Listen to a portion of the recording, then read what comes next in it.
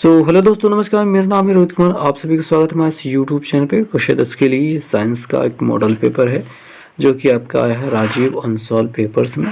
इसका सॉल्यूशन लेकर आए हैं।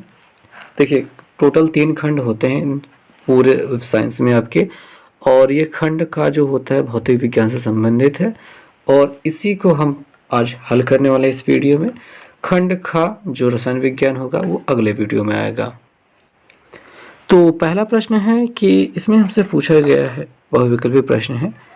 पहले का क्या है, किसी अवतल दर्पण द्वारा आभासी एवं सीधा तथा आवर्धित प्रतिबिंब बनता है, वस्तु की स्थिति क्या होगी। अब यहाँ पे ऐसी स्थिति में वस्तु की स्थिति क्या होगी, तो यहाँ पे हमने सभी क्वेश्चन को आंसर्स लिख रखे हैं। तो पहला वाला इसका विकल्प सही हो जाएगा, ध्रुव और फोकस के बीच में। एक्सप्लेन कर लेते हैं, एक बार देख लेते हैं। देखिए, आपके पास है अवतल दर्पण, और अवतल दर्पण की होती हैं ढेर सारी स्थितियां, टोटल 6 स्थितियां। और अगर हमको इसका आभासी प्रतिबिंब प्राप्त करना है, देखिए फोकस हो गया, वक्रता केंद्र हो गया। जब ध्रुव और लेंस दर्पण के बीच में वस्तु को रखा जाता है, तब इसका आभासी प्रतिबिंब इधर की ओर प्राप्त होता है। तो फोकस के बीच में और इस ध्रुव के बीच में आप जब रखते हैं, ठीक है, तब जाके ऐसी स्थिति बनती है और ये बड़ा सीधा और आवर्धित प्रतिबिंब प्राप्त होता है, तभी जब इसे F और P के बीच में रखा जाता है। इसलिए इसका जवाब ये हो जाएगा। अगला है, निकट दृष्टि दोष को ठीक करने के लिए आवश्यक लेंस की फोकस दूरी क्या होगी। इसकी देखिए, आँख के दूरबिंदु क्या होते हैं। आँख के दूरबिंदु क्या, वह दूरी जो अधिकतम देखी जा सकती है। और इस अधिकतम मतलब जब भी किसी निकट दृष्टि दोष से कोई पीड़ित है व्यक्ति, तो वो क्या करता है, नज़दीक की चीज़ें तो देख लेता है पर दूर वाली नहीं देख पाता है। तो मैक्सिमम जितनी दूरी तक देख सकता है वो उसका दूरबिंदु कहलाता है। और उस दूरबिंदु से कम के अवतल लेंस की फोकस दूरी होना चाहिए। इसके बराबर, ये जो बराबर वाला विकल्प दिखाई दे रहा है वही हो सकता है, क्योंकि और सब के अलावा हम देखिए, चश्मे में जो फोकस दूरी लेंस लगता है उसकी पावर क्या हो सकती है, यही दूरबिंदु के बराबर हो सकती है। ना तो 25 फिक्स कर सकते हो, ना उससे कम रखने की कोनो गुंजाइश है, अधिक करने की कोनो गुंजाइश नहीं है। बराबर हो सकते हैं, एक पॉसिबिलिटी होती है। अगर मैं आपको इसको एक्सप्लेन करके दिखाऊं तो भाई बात ये होती है कि लेंस की बात है।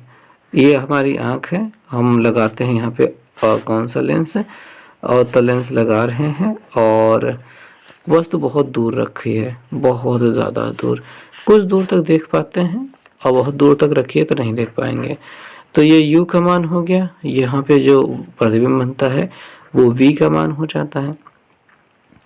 और यहाँ पे जब इनके बीच की रिलेशन बात होती है, जब अनंत पे रखा जाता है तो 1/, देखे F बराबर 1/V माइनस 1/U होता है। U का मान तो अनंत पे होने की वजह से इनफाइनाइट हो गया। इनफाइनाइट मतलब यहाँ पे 0 हो जाएगा और वो गायब हो जाएगा। तो 1/F बराबर 1/V ही तो बचेंगे, तो V F के बराबर हो जाएगा, यानी दूर बिंदु के बराबर की स्थिति हो जाएगी। तो ज़्यादा नहीं सोचना है, आपका ये जो B वाला विकल्प है, आँख से दूर बिंदु की दूरी के बराबर होती है, ये आपका सही जवाब है। अगला है, विद्युत आवेश का मात्रक क्या होता है। आवेश का मात्रक कूलाम होता है, वोल्ट विभवांतर का होता है, एम्पियर का होता है, विद्युत धारा का होता है, जूल किया गया कार्य का मात्रक होता है। आगे बात कर लेते हैं, जो चौथा वाला प्रश्न है, इसमें कहा गया विद्युत जनित्र किसका स्रोत है। तो ये विद्युत ऊर्जा का स्रोत है, आवेश यांत्रिक ऊर्जा तो नहीं, विद्युत ऊर्जा इससे विद्युत जनित्र से ही उत्पन्न की जाती है या फिर उत्पन्न होती है। अगला है, इन सभी प्रश्नों के हमने उत्तर लिखे हैं, बाकायदा ऐसे ही लिखा जाएगा। विद्युत आवेश का मात्रक कूलाम, विद्युत जनित्र का स्रोत विद्युत ऊर्जा का स्रोत है। दूसरा प्रश्न है, समतल दर्पण की फोकस दूरी कितनी होती है। तो समतल दर्पण की फोकस दूरी अनंत होती है, अनंत, ठीक है। कहीं पे भी वो प्रकाश की किरणों को इकट्ठा नहीं कर पाता है। अगर ये समतल दर्पण है, ऐसा कोई वस्तु ऐसे प्रकाश ऐसे आके टकराएगा और उसी रास्ते से वापस मतलब समांतर आया, समांतर टकरा के चला गया, तो वो कभी मिलते नहीं। तो मतलब कुल मिला के बात है, इसकी फोकस दूरी अनंत होती है। ये महत्वपूर्ण बात होने वाली है। अगला जो प्रश्न है उस प्रश्न में हमसे कहा गया है कि अंतिम पंक्ति में बैठे।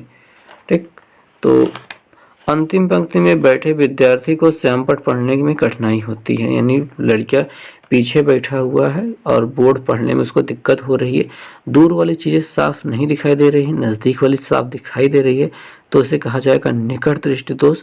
तो यह विद्यार्थी किस दृष्टि दोष से पीड़ित है, तो निकट दृष्टि दोष से पीड़ित है।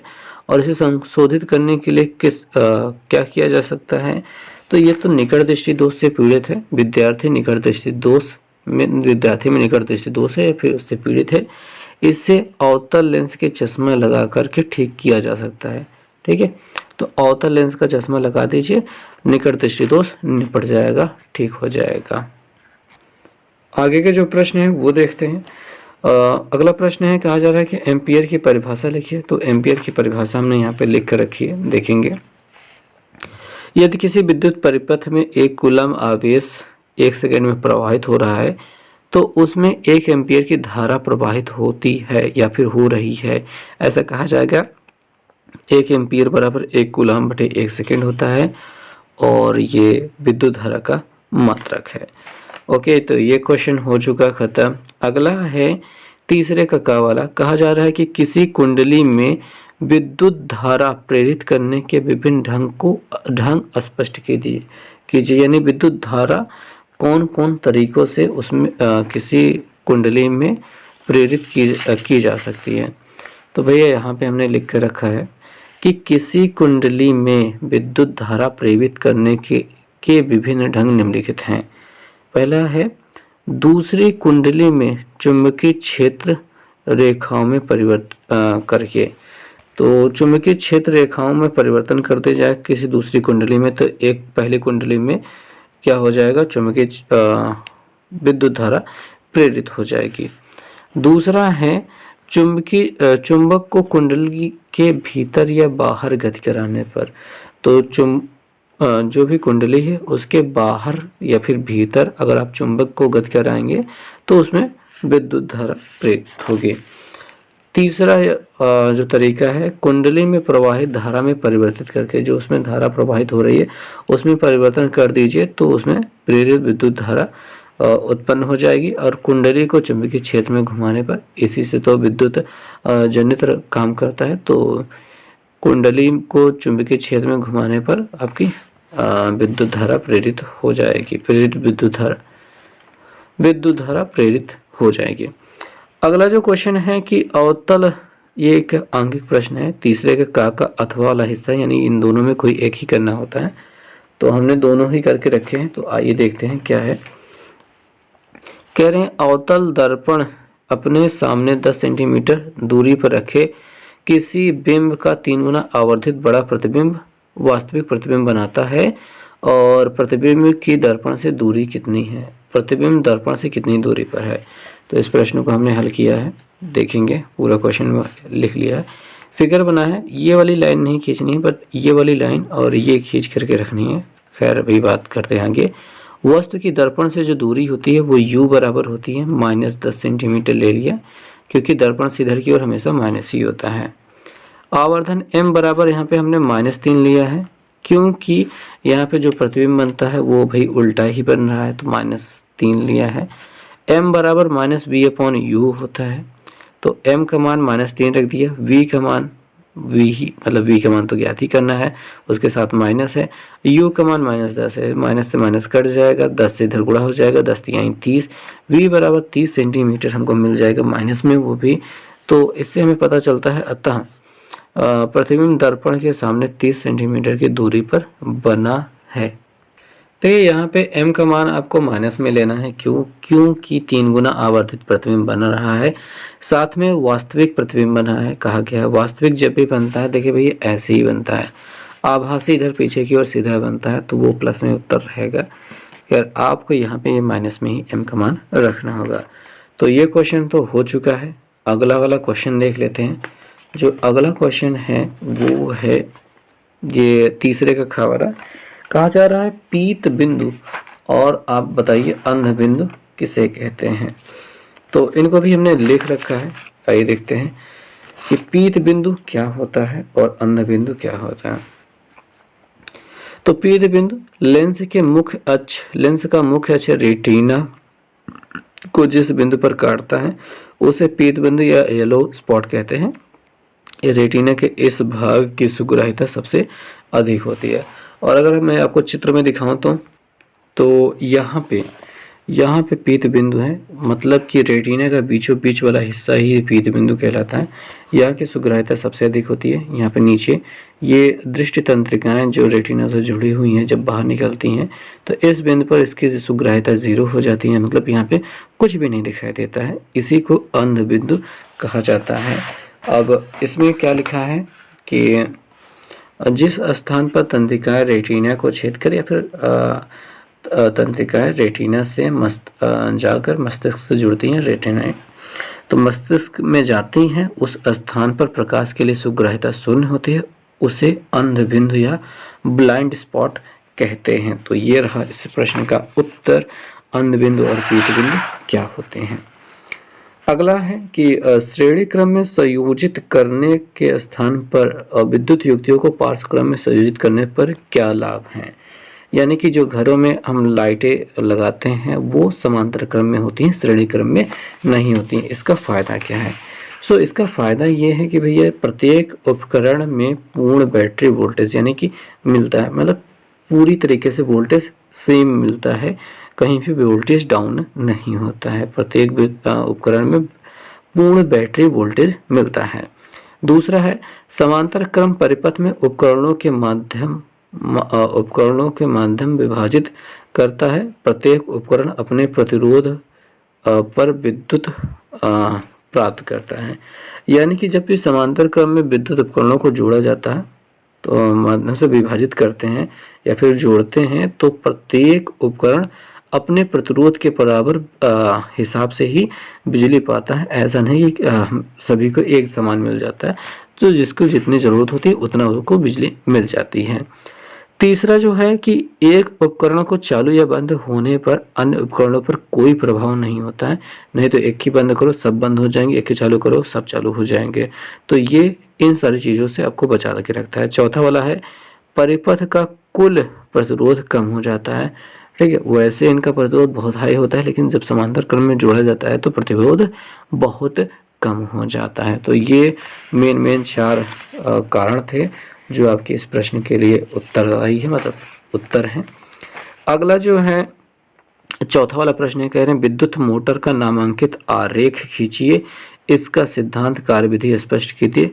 विद्युत मोटर के विभक्ति वलय का क्या महत्व है ये लिखना है। तो इसके लिए हमको बस भैया देखना होगा। तो आप यहाँ पे विद्युत मोटर को देख सकते हैं। तो सबसे पहले विद्युत मोटर हेडिंग डालिए और लिखिए विद्युत मोटर एक ऐसा साधन है जो विद्युत धारा को या फिर विद्युत ऊर्जा को यांत्रिक ऊर्जा में रूपांतरित करता है या फिर बदलता है। फिर बगल में एक फटाफट एक चित्र बना डालिए। चित्र में क्या बनाना है आपको, मेन बात 2 चुंबक बनाइए, एक फिर N एक फिर S लिखिए और ABCD ऐसे बना डालिए, तार ऐसे ला दीजिए, एक ही मुख्य अक्ष से खेलते चले आइए और यहाँ पे ये साफ्ट ऐसे गोल गोल बना दीजिए। यहाँ पे ये एक ही M एक ही L गुटका जैसे बना दीजिए, ठीक है। और यही आपके बुश होंगे, ओके। और यहाँ पे ये जो लगा हुआ है विभक्ति वलय है, ये ऐसे छल्ले के जैसा लगा दीजिए और इसको जोड़ दीजिए एक बैटरी के साथ में। बस आपका चित्र बन करके तैयार हो गया। ये जो कुंडली है इसको आर्मेचर कहा जाता है। ये चुंबकीय क्षेत्र, ये चुंबक हो गया, ये विभक्ति वलय हो गए, इन्हें बुश कहा जाता है। ये जो लगे हुए हैं ये जो है वो ब्रुश है, ये बैटरी है, ओके। ब्रुश यहाँ पे लिख दिया गया गलती से, लेकिन ब्रुश ये है और ये बैटरी है। तो ये चित्र बन गया, यही आपको नामांकित चित्र के रूप में बनाना है। अब शुरू से पढ़ते हैं इसके सिद्धांत के। जब चालक तारों से बनी किसी कुंडली PQRS, ये जो PQRS एक कुंडली है को धारा प्रवाहित की जाती है तो वह एक चुंबकीय द्विध्रुव की भांति व्यवहार करती है। यहाँ पे चुंबकीय द्विध्रुव की भांति व्यवहार करती है। कहाँ गए, यदि कुंडली किसी चुंबकीय क्षेत्र B में स्थित हो तब वह घूमने के लिए स्वतंत्र हो तो वह इस प्रकार घूम जाती है कि कुंडली का चुंबकीय अक्ष SN, ये जो चुंबकीय अक्ष SN है, क्षेत्र B के क्षेत्र रेखाओं के अनुदिश हो जाए। तो इसके अनुदिश ये हो जाता है। इस स्थिति में आ जाने पर कुंडली रुक जाती है। अब यदि इसी क्षण पर कुंडली में धारा की दिशा उलट दी जाए तो कुंडली की पृष्ठों के चुंबकीय ध्रुवता बदल जाती है, अर्थात उसके चुंबकीय अक्ष SN की दिशा चुंबकीय क्षेत्र के विपरीत हो जाएगी। अतः कुंडली उसी दिशा में आगे घूम जाएगी। इससे उसके अक्ष SN पुनः 180 अंश घूम जाएंगे, क्षेत्र B की दिशा में आ जाएंगे। इस प्रकार यदि प्रत्येक 180 अंश यानी आधा चक्कर घूम जाने पर कुंडली में धारा की दिशा को उलट दिया जाए तो कुंडली लगातार घूमती रहेगी। अतः किसी धारावाहिक कुंडली को किसी चुंबकीय क्षेत्र में घुमाते रहने के लिए आवश्यक है कि कुंडली में प्रवाहित धारा की दिशा प्रत्येक आधे चक्कर के बाद ठीक उस क्षण पलट दी जाए जब कुंडली का तल चुंबकीय क्षेत्र की रेखाओं के ठीक लंबवत हो। तो लंबवत जब हो तभी उसकी जो प्रवाहित धारा की दिशा है वो बदल दी जाएगी, तो ये लगातार गति करता रहेगा। तो ये तो हो गया सिद्धांत। अब यहाँ पे ये रचना है, रचना से हमें कोई मतलब नहीं है, हमें कार्यविधि देखनी है। कार्यविधि क्या है? मोटर के आर्मेचर में बैटरी से ब्रश तथा विभक्ति वलय के खंडों से होकर धारा प्रवाहित होने से चुंबकीय क्षेत्र में स्थित होने के कारण धारावाही कुंडली पर बल आघूर्ण लगता है तथा कुंडली घूमने लगती है। चित्र का तथा ख में स्पष्ट होता है कि घूर्णन के आधे चक्कर में अर्धवलय L का संबंध P ब्रश P से, तो आधे चक्कर में L का संबंध P से रहता है तथा ब्रश P तथा शेष आधे चक्र में ब्रश Q से रहता है। यानी कि ये जो ब्रश P है और Q है, L और M विभक्ति वलय हैं, ये आधे चक्कर में P के साथ टच करेगा L, और जब चक्कर आधा हो जाएगा तो L इधर आ जाएगा, M इधर आ जाएगा, तो Q के साथ टच करने लगेगा। ऐसा ये कहना चाहते हैं और ये ऐसा होता भी रहता है। इस प्रकार ब्रश M का संबंध पहले अर्धचक्र में Q से रहता है तथा शेष अर्धचक्र में P से होता है। अतः पहले अर्धचक्र में कुंडली में धारा किस दिशा में बहती है? PL AB यहाँ पे देखने को मिलेगा। P यहाँ से कहाँ पे दे, तो ये ABCD है, तो देखिए भैया PL, P से L, ABCDMQ ऐसे रहती है।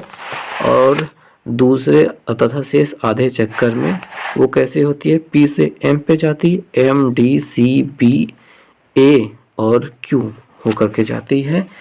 तो यही L Q दिशा में बहती है। इस प्रकार विभक्ति वलय दिशा पर परिवर्तक कुंडली में धारा की दिशा को प्रत्येक आधे चक्कर में उलट देता है तथा कुंडली एक ही दिशा में निरंतर घूमती रहती है।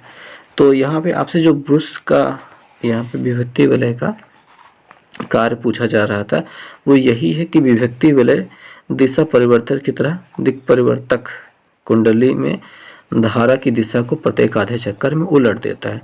तो ये आपका जो काम लास्ट वाला पूछा जा रहा था वो भी इसमें हो गया। तो इस प्रकार ये प्रश्न पूरा समाप्त होता है।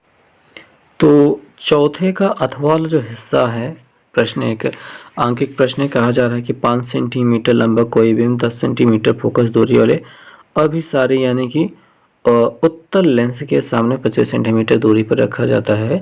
प्रकाश किरण आरेख खींचकर बनने वाले प्रतिबिंब की स्थिति, साइज व प्रकृति ज्ञात कीजिए। तो यहाँ पे सबसे पहले हमने क्या किया, वस्तु की लंबाई h बराबर 5 सेंटीमीटर लिख लिए और चित्र आरेख देखेंगे वो कुछ इस प्रकार से हमने बना के रखा है। आपका उत्तल लेंस हो गया। देखिए फोकस दूरी तो 10 है, तो यहाँ से ये 10 हो जाएगा, 10 का दुगुना 20 और 25 सेंटीमीटर की दूरी पर वस्तु को रखा जा रहा है, तो हमने 25 पर रख दिया है। प्रकाश की किरण समांतर गई, फोकस से होकर गई, यहाँ पे बनी। दूसरी वाली यहाँ पे प्रकाशिक केंद्र से गई और सीधी निकल गई, यहाँ पे जाकर मिल गई है। और ये पूरा चित्र आलेख बन गया है। देखिए यहाँ पे प्रतिबिंब जैसा बना है, वास्तविक है। पहले बात इस तरह बना है तो वास्तविक है, और उल्टा है वस्तु से और छोटा ही बनेगा। तो फिलहाल आगे देखते हैं कि यहाँ पे हमने लेंस सूत्र प्रयोग किया 1/f बराबर 1/v माइनस 1/u। f का मान जो कि उत्तल था इसलिए प्लस में था तो प्लस 10 रख लिए, 1/v माइनस 1/u। u का मान हमेशा माइनस में ही रहता तो माइनस 25 हमने रख दिया, माइनस से माइनस ये प्लस हो गया। इस 25 को इधर भेजा तो 1/10 माइनस 1/25 हो गया। 25 और 10 का एलसीएम क्या लेना, गुणा ही करा लिया, 250 हो गया। 25 से गुणा किया 25 और 10 से इसमें गुणा किया 10, इसमें से घटाने पे 15 हो गया। और इसको उलट दिए तो v बराबर क्या हो गया, 5 से काटने पर 5 दाम 50, 5 दिए 15, यानी 50/3 सेंटीमीटर मिल रहा है। तो अगर हमने 3 से भाग किया इसको तो 16.66 सेंटीमीटर मिल जाएगा। तो इसी वजह से देखें ये 20 पार नहीं कर पाया, उससे पहले ही चित्र बन गया है। और फिर बात कर लेते हैं आवर्धन। देखिए हमको चाहिए कि वो कितना बड़ा कितना छोटा कैसे बना है, वो भी लिखना है ना। तो आवर्धन m बराबर होता है v/u बराबर h'/h।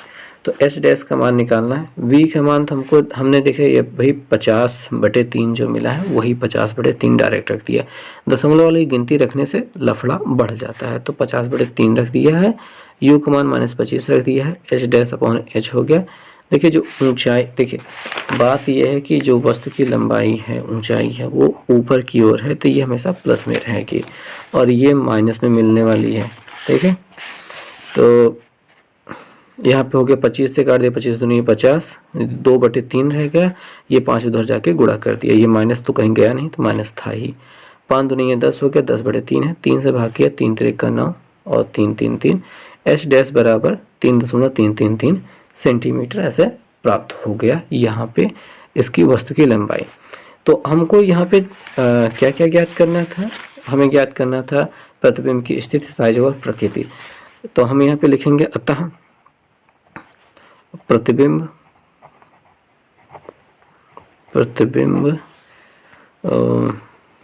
कहाँ पे बन रहा है, लेंस से 16.66 सेंटीमीटर की दूरी पर उल्टा वास्तविक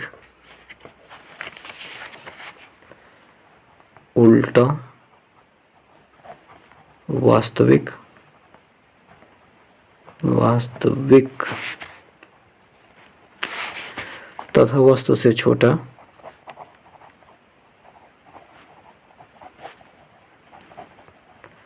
छोटा 3.33 सेंटीमीटर का बनता है। और ऐसा कह दिया, बात खत्म हो गई। तो खंड का यहाँ पे होता है समाप्त। उम्मीद है आपको पूरी तरीके से बात समझ में आई होगी और खंड खा को लाएंगे हम अगले वीडियो में।